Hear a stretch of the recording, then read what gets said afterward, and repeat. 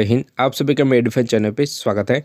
तो आज के डिफेंस अपडेट वीडियो में हम दो सबसे महत्वपूर्ण अपडेट के बारे में डिटेल से डिस्कशन करने वाले हैं।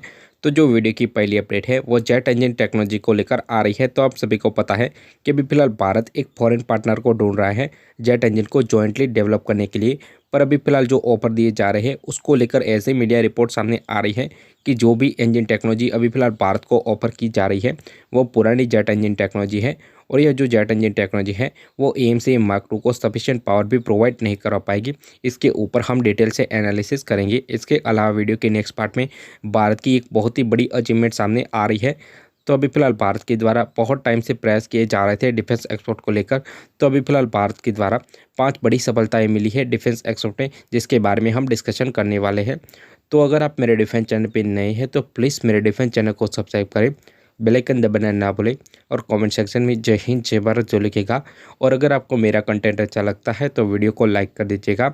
और आपको डिफेंस के रिलेटेड कोई भी क्वेश्चन हो तो आप अपना क्वेश्चन कमेंट सेक्शन में ज़रूर लिखिएगा, जिसका आंसर मैं अपने आने वाले वीडियो में दे दूंगा। तो आज के डिफेंस अपडेट वीडियो को शुरू करते हैं। जब कोई देश किसी भी एडवांस तरीन फाइटर जेट को डेवलप करता है पर उसमें एक powerful proper sufficient thrust provide करने वाला जेट इंजन नहीं लगा होगा तब तक वह फाइटर जेट किसी भी काम का नहीं रहेगा।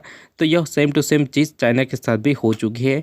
तो पहले चाइना के द्वारा J-20 फाइटर जेट को डेवलप तो किया गया पर उसमें एक proper 5th generation jet engine न होने की वजह से यह जो फाइटर जेट था वह अपनी मैक्सिमम कैपेबिलिटी को अचीव नहीं कर पा रहा था। पर चाइना के द्वारा WS-50 इंजन को डेवलप करने के बाद यह प्रॉब्लम को सॉल्व कर लिया गया। तो यह फाइटर जेट अपनी अभी फिलहाल मैक्सिमम कैपेबिलिटी को अचीव कर सकता है। इसके अलावा रशिया के केस में भी आप देखोगे तो जो Su-57 फैलन है उसमें पुराना इंजन ही लगा हुआ है, जिसकी वजह से Su-57 भी अपनी मैक्सिमम कैपेबिलिटी को अचीव नहीं कर पा रहा है। और HDL-30 इंजन जब तक इस फाइटर जेट में नहीं लगेगा तब तक यह फाइटर जेट भी किसी ढंग से काम नहीं कर पाएगा। इसके अलावा बात करें तो जो देश अभी फिलहाल भारत को अपनी जेट इंजन टेक्नोलॉजी ऑफर कर रहे थे वह एक टाइम भारत के ऊपर प्रतिबंध लगा दिए थे, जिसकी वजह से भारत का एक बहुत ही ताकतवर फाइटर जेट HF-24 मारू जैसा फाइटर जेट टाइम से पहले ही भारत को रिटायरमेंट करना पड़ा, क्योंकि भारत ने उस टाइम परमाणु परीक्षण किया था। हम अपने मुद्दे की ओर वापस आते हैं। तो अब कई लोग यह कहेंगे कि उस टाइम भारत और अमेरिका के रिलेशन उस तरह के अच्छे नहीं थे, जिसकी वजह से उस टाइम अमेरिका ने जेट इंजन भारत को देने से मना कर दिया था। इसके अलावा अभी फिलहाल अमेरिका और भारत के रिलेशन पूरी तरह से बदल चुके हैं। इसके अलावा भारत को अमेरिका अपने पाले में खींचना चाहता है, जिसकी वजह से अमेरिका अपनी जेट इंजन की टेक्नोलॉजी भारत को ऑफर कर रहा है। इस तरह की बातें करने वालों को सिर्फ मैं एक ही चीज़ कहना चाहता हूं कि अमेरिका ना तो भारत का मित्र है ना तो किसी अन्य देश का अमेरिका मित्र है।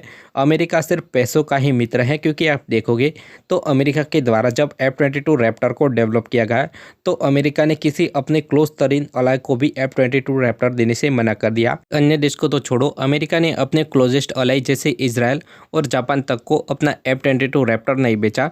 तो जापान और इजराइल के द्वारा किसी भी कीमत पर F-22 लेने की बात कही जा रही थी, पर उस टाइम अमेरिका के द्वारा F-22 रैप्टर इन दोनों ही देश को नहीं दिया गया। इसके अलावा जब F-22 रैप्टर की टेक्नोलॉजी पुरानी हुई तब जाके अमेरिका के द्वारा अन्य देशों को प्रस्ताव दिया गया कि अगर चाहे तो वह हाइब्रिड यानी कि F-22 रैप्टर और F-35 का एक जॉइंट फाइटर जेट को डेवलप कर सकते हैं।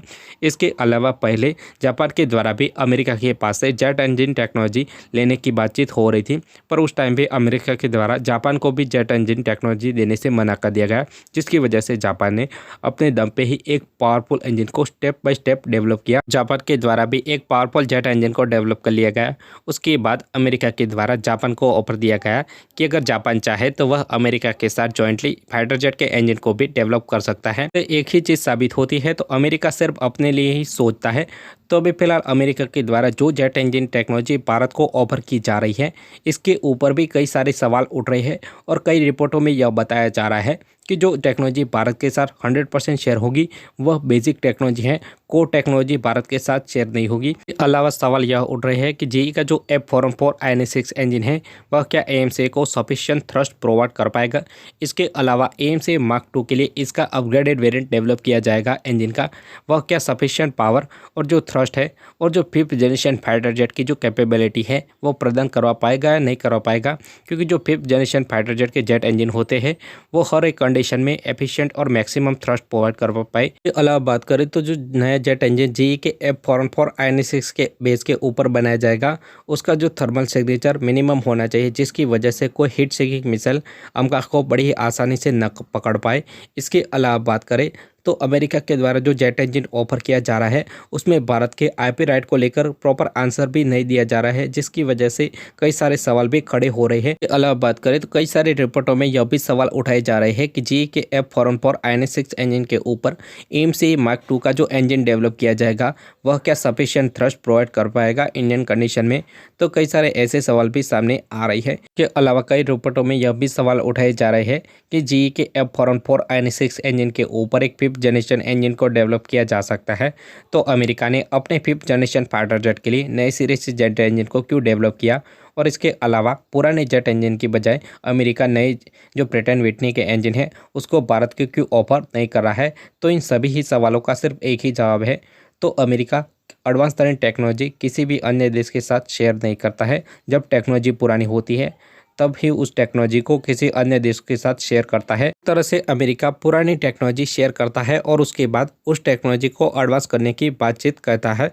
तो अमेरिका का यह रवैया आज से नहीं है, तो पहले से ही अमेरिका का रवैया ऐसा ही रहता है।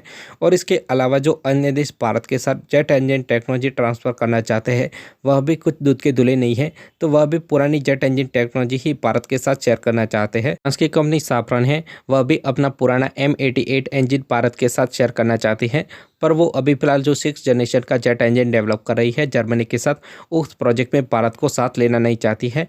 तो इसके अलावा रोल्स रॉयस के बारे में बात करें तो यह भी अपने जो पुराना यूरोजेट इंजन है उसकी टेक्नोलॉजी भारत के साथ शेयर करना चाहता है। देखोगे कि टेम्पेस्ट फाइटर जेट के लिए भी ब्रिटेन और अन्य यूरोपियन देश और जापान मिलकर एक नए 6th जनरेशन के जेट इंजन के ऊपर काम कर रहे हैं, पर ऑफिशियल तौर पे ब्रिटेन के द्वारा भारत को इस इंजन प्रोग्राम में जुड़ने के लिए कुछ भी नहीं कहा गया है।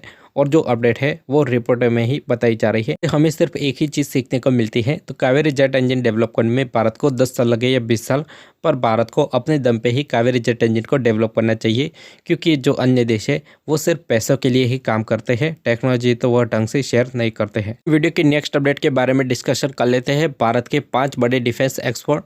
तो सबसे पहला है ब्रह्मोस सुपरसोनिक क्रूज मिसाइल का एक्सपोर्ट। तो आप सभी को पता है कि भारत ने अपनी ब्रह्मोस सुपरसोनिक क्रूज मिसाइल को फिलीपींस को एक्सपोर्ट किया है। फिलीपींस को ब्रह्मोस मिलने के बाद एक तरह से चाइना के ऊपर ही लगाम लगने वाले हैं। अलावा नेक्स्ट डिफेंस एक्सपोर्ट ऑर्डर के बारे में बात करें तो भारत के द्वारा अपने जो पिनाका मल्टीपल रॉकेट लॉन्चर है उनको आर्मीनिया को एक्सपोर्ट किया गया है।